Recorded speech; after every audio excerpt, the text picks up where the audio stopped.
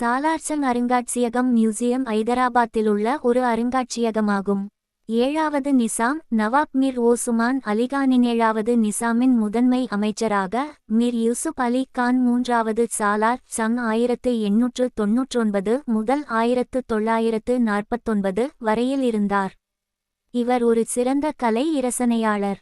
இவரது சொந்த முயற்சியினால் சேகரிக்கப்பட்ட கலைநயம் மிக்க பொருட்களே இந்த அருங்காட்சியகத்தில் உள்ளவை. மக்களை கவரும் ஒரு முக்கிய இடமாக இது விளங்குகிறது. முதலில் இவ்வருங்காட்சியகம் சாலார்ஜங் குடும்ப மாளிகையான திவான் டியோரியில்தா அமைக்கப்பட்டிருந்தது. 1968 இல் தான் முசி ஆற்றின் தென்கரையிலுள்ள புதிய கட்டிடங்களுக்கு மாற்றப்பட்டது. இந்திய நாட்டிலுள்ள 3 தேசிய அருங்காட்சியகங்களுள் இதுவும் ஒன்று. இங்கு உலகெங்கிலுமிருந்து சேகரிக்கப்பட்ட அதிகமான கலைப்பொருட்கள் உள்ளன. 6 பகுதிகளை கொண்டுள்ளது. இந்திய, மத்திய கிழக்கு, நேபாளம், திபெத்து, மியன்மார், தூரகிழக்கு மற்றும் ஐரோப்பிய கலைப் பொருட்களும் சிறுவர் பகுதியும் உள்ளன.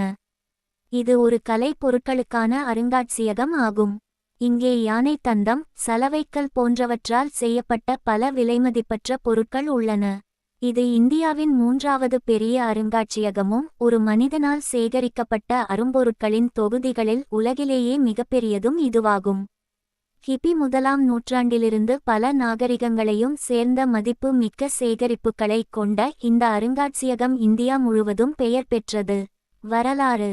ஐதராபாத்தின் 7வது நிசாமின் பிரதம அமைச்சரான 3ஆம் நவாப் மிர் யூசுப் அலி கான் சலார் ஜங் 1889 முதல் 1949 வரை தனது வருமானத்தில் குறிப்பிடத்தக்க அளவைச் செலவு செய்ததுடன் 35 ஆண்டுகள் முயன்று இந்த அரும்பொருட்களை சேகரித்தார்.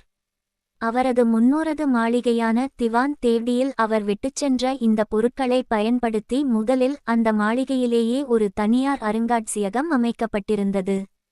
இதனை 1951ஆம் ஆண்டில் ஜவஹர்லால் நேரு திறந்து வைத்தார். சலார் ஜங் சேகரித்த பொருட்களில் இப்போது இருப்பது பாதியளவே என பலர் கருதுகிறார்கள்.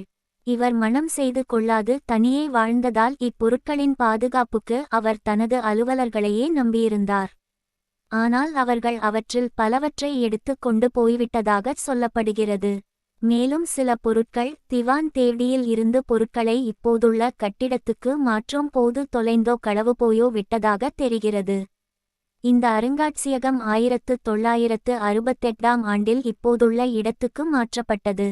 இது 1961ஆம் ஆண்டின் சலார் ஜங் அருங்காட்சியக சட்டத்தின் கீழ் ஆந்திர பிரதேசத்தின் ஆளுநரை பதவிவழி தலைவராக கொண்ட நம்பிக்கை பொறுப்பாளர் சபை ஒன்றினால் நிர்வகிக்கப்படுகிறது.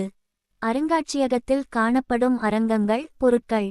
இந்த அருங்காட்சியகத்தில் உலோகச் சிற்பங்கள், சலவைக்கல் சிற்பங்கள், ஓவியங்கள், தந்தத்தில் செதுக்கப்பட்ட நுணுக்கமான கலைப் பொருட்கள், விதவிதமான துணிகள், பீங்கான் சாடிகள், விரிப்புகள், கடிகாரங்கள், இருக்கைகள் என்று சுமார் 42.000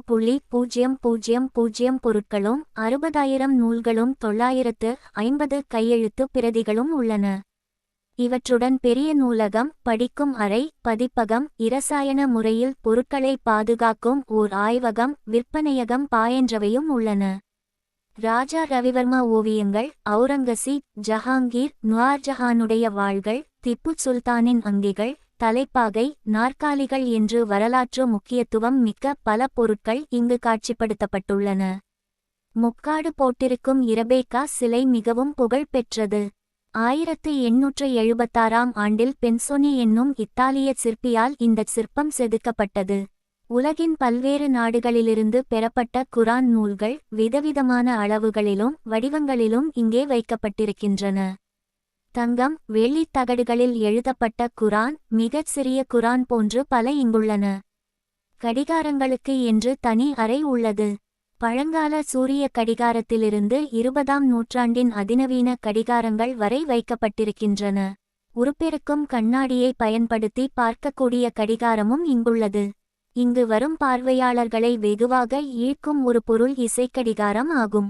200 வருடங்களாக இந்த கடிகாரம் ஒரு முறை கூட பழுதாகாமல் ஓடிக்கொண்டுள்ளதாக தெரிவிக்கப்படுகிறது.